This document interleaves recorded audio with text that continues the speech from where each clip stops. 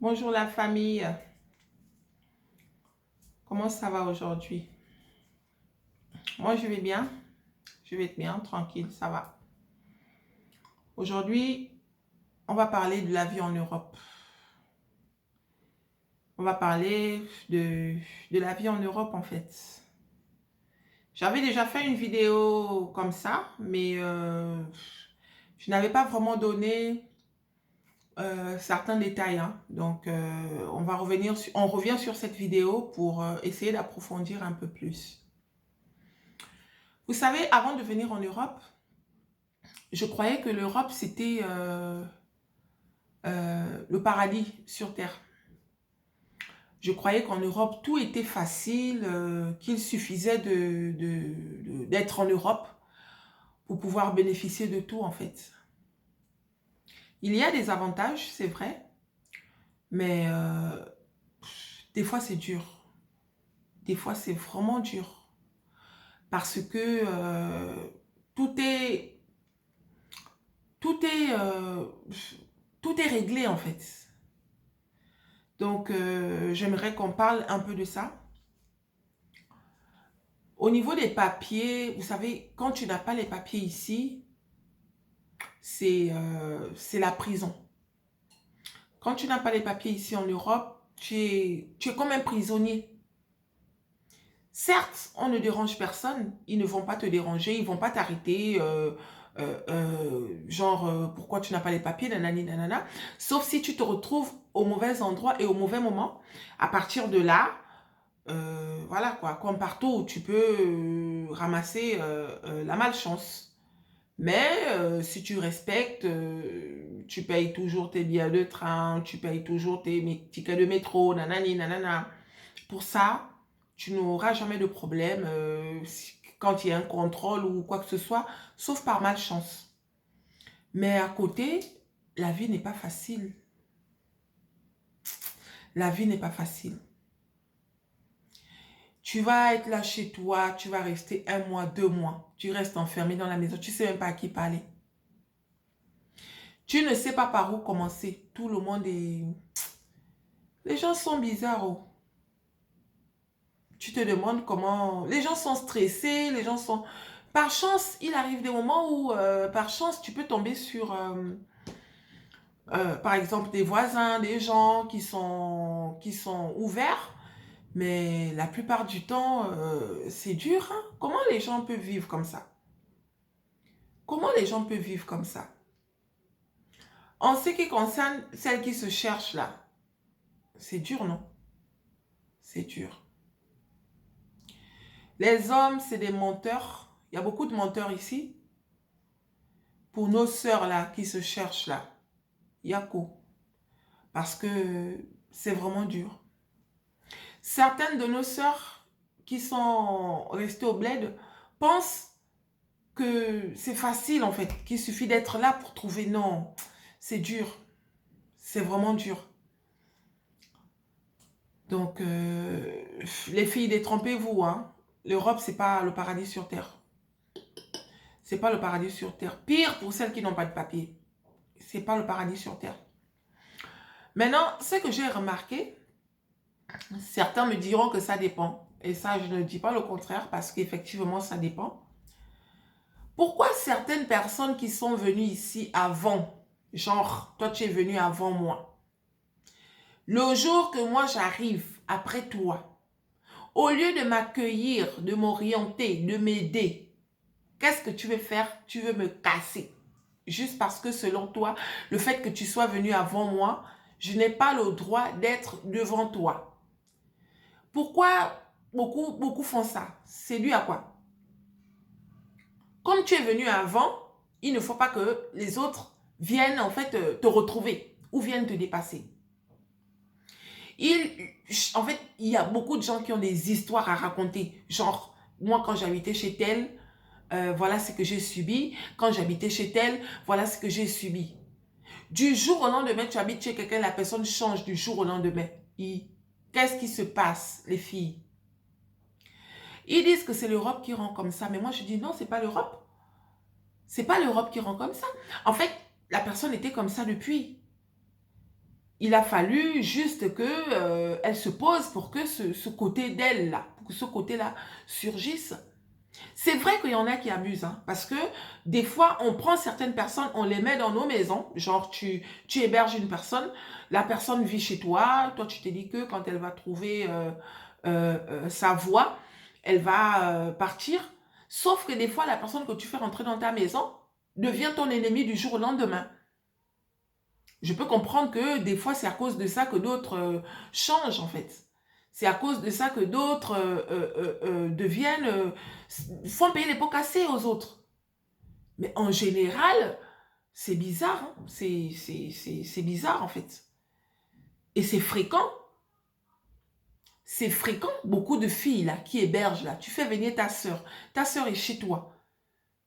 Ta soeur est chez toi depuis des mois, tout ça. Mais du jour au lendemain, vous devenez maintenant, on dirait, comme chien et chat. C'est dû à quoi? Faut arrêter ça.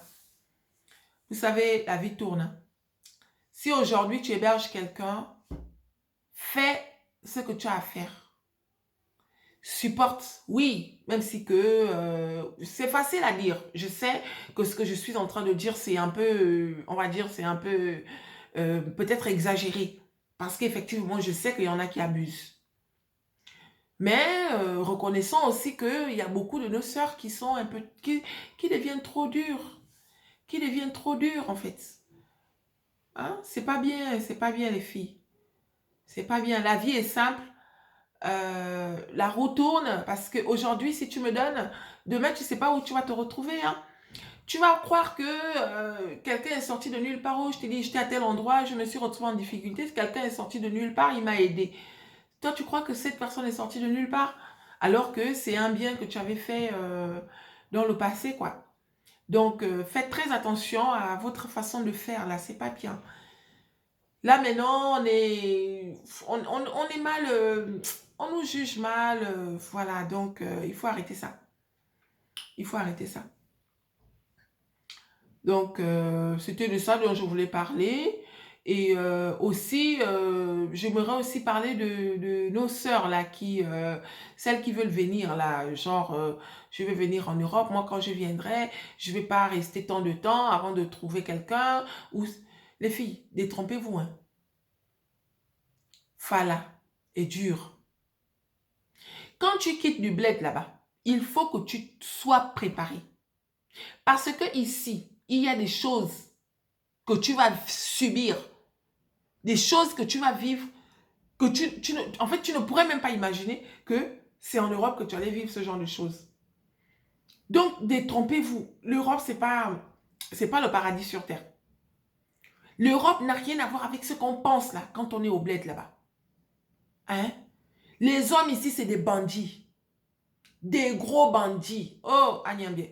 Des gros bandits. Et la plupart là sont dans les sites de rencontres là. La chasse aux Africaines. La chasse aux sans-papiers. Parce que quand tu viens d'arriver, surtout pour nous autres là qui venons clandestinement là. Quand je dis clandestinement, c'est parce que des fois tu viens avec un visa de 3 mois et après tu décides de rester parce que en partant du bled, tu as tout vendu, tu as tout sacrifié. Du coup, arrivé ici, tu te dis, ben moi je ne repars pas parce que si je repars, je vais faire comment? Donc, du coup, je suis obligée de dire clandestinement. Tu te retrouves ici là, genre, tu te cherches, mais c'est des bandits. C'est des vrais bandits. Eh, attends, j'avais fait la rencontre de quelqu'un. Une petite histoire. Le mec et moi, on parlait bien, on parlait tous les jours, nanani, nanana. C'était bien et tout. Quand je venais d'arriver au tout début. Qu'est-ce qui se passe? Le mec, il me dit non, voilà, le week-end prochain. On a communiqué pendant 1 semaine et demie. Maintenant, le week-end d'après, il me dit non, écoute, Julie, en venant, moi, mon nom de star, c'était Julie à l'époque. Voilà, et tout le week-end prochain, j'aimerais que tu viennes. Tu viennes passer un peu de temps avec moi. Parce que comme je t'ai dit, moi je recherche une femme sérieuse, j'ai besoin de me caser, tout ça. Et moi dans ma tête, mon objectif premier c'était de rencontrer quelqu'un avec qui j'allais fonder ma vie de famille. Voilà. Donc, qu'est-ce que le gars fait? On est toujours en communication. Moi je me prépare, je suis contente. Je discute avec mon amie, celle chez qui j'habitais à l'époque. Voilà, et toi il me dit oui, oh c'est bien, et tout, je suis contente pour toi, nanani, nanana. On apprête les affaires, tout ça. Le gars me dit non, j'ai hâte. Moi, je dis, mais quand je viens, je repars quand? Il me dit, non, mais tu repars quand tu veux. De toutes les façons, tu verras. Moi, je suis quelqu'un de simple. Voilà, la seule chose qui me manque aujourd'hui, c'est avoir une femme. J'ai envie d'avoir une vie de famille, tout ça. En fait, il m'a dit, il recherchait en fait tout ce que moi, je recherchais aussi. Donc, on dit quoi dans ce genre de situation? Tant mieux. Moi aussi, j'apprête mes affaires. Ma copine me dit, oh non, il faut mettre telle tenue, aller le séduire et tout, machin. J'ai fait tout ce que j'avais à faire là. J'ai préparé mes affaires le vendredi. On devait se retrouver à la gare vers chez lui là-bas à 17h. Donc, le temps de partir de chez moi, tout ça, machin, à 17h15, j'étais arrivée à la gare. Il m'a récupéré à la gare, bien, il m'a emmené chez lui. Il m'a fait visiter son appartement, voilà, nanani, nanana, c'était bien. Et une fois que j'ai fini de visiter l'appartement, il m'a dit, non, on va aller faire les courses, ce soir, on va manger ceci, cela. On est parti faire les courses, on est revenu, on a cuisiné ensemble, bien, bien. Moi, j'ai dit, en fait, pour moi, dans ma tête, je disais que j'avais déjà trouvé le mari. J'ai tout apprêté, là, bien préparé, pendant que lui, moi, j'ai cuisiné, moi, j'ai dit, bah, je vais cuisiner, et lui, il faisait la table, tout ça. On a mangé, le soir est arrivé, on a passé la nuit ensemble. Le samedi matin, il devait aller travailler, il est parti travailler, il est revenu. Le samedi soir, bien aussi, on était sortis boire un verre, bien quoi, comme un couple normal. Le dimanche, dans la journée, on était bien, sauf que le dimanche, vers 17h, je le trouve un peu bizarre. Ah, qu'est-ce qui se passe? Oh non, rien.